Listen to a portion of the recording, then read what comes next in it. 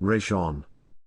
The genius of raison is a kind of finesse, it is a flavor, and all the ingredients of the dish may be named without defining it. The thing is Parisian, but that is only to say that it unites nervous force with a wicked ease, and mastery of charm.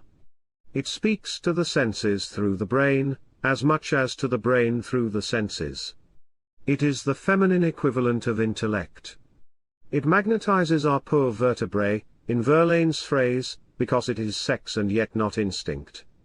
It is sex civilized, under direction, playing a part, as we say of others than those on the stage. It calculates, and is unerring. It has none of the vulgar warmth of mere passion, none of its health or simplicity. It leaves a little red sting where it has kissed. And it intoxicates us by its appeal to so many sides of our nature at once. We are thrilled, and we admire, and are almost coldly appreciative, and yet aglow with the response of the blood. I have found myself applauding with tears in my eyes. The feeling and the critical approval came together, hand in hand, neither counteracted the other, and I had to think twice, before I could remember how elaborate a science went to the making of that thrill which I had been almost cruelly enjoying. The art of raison accepts things as they are, without selection or correction, unlike Duse, who chooses just those ways in which she shall be nature. What one remembers are little homely details, in which the shadow of some overpowering impulse gives a somber beauty to what is common or ugly. She renders the despair of the woman, whose lover is leaving her by a single movement, the way in which she wipes her nose. To her there is but one beauty, truth, and but one charm, energy.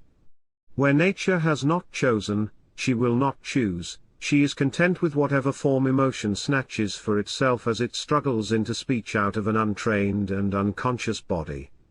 In Sappho she is the everyday Venus tout entière à sa poitrache, and she has all the brutality and all the clinging warmth of the flesh, vice, if you will, but serious vice, vice plus passion.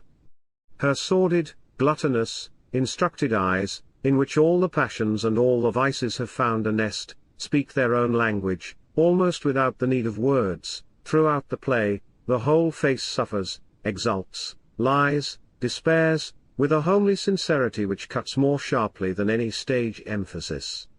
She seems at every moment to throw away her chances of effect, of ordinary stage effect. Then, when the moment seems to have gone, and she has done nothing, you will find that the moment itself has penetrated you, that she has done nothing with genius.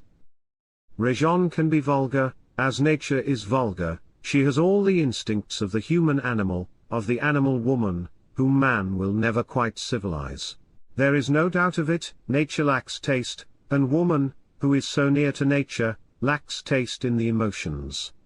Raison, in Sappho or in Zaza for instance, is woman naked and shameless, loving and suffering with all her nerves and muscles, a gross, pitiable, horribly human thing, whose direct appeal, like that of a sick animal, seizes you by the throat at the instant in which it reaches your eyes and ears.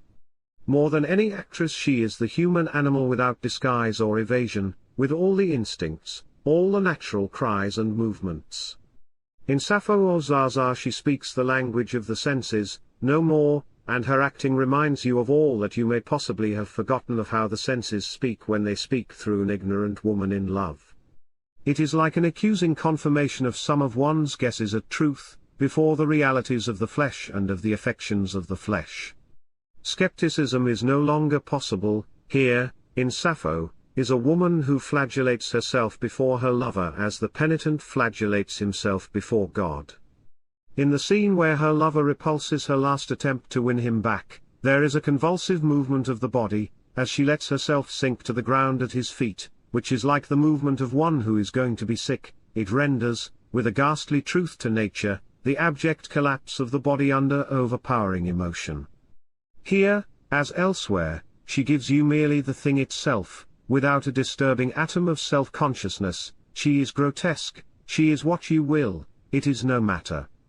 The emotion she is acting possesses her like a blind force. She is Sappho, and Sappho could only move and speak and think in one way. Where Sarah Bernhardt would arrange the emotion for some thrilling effect of art, where Doucet would purge the emotion of all its attributes but some fundamental nobility, Réjean takes the big, foolish, dirty thing just as it is.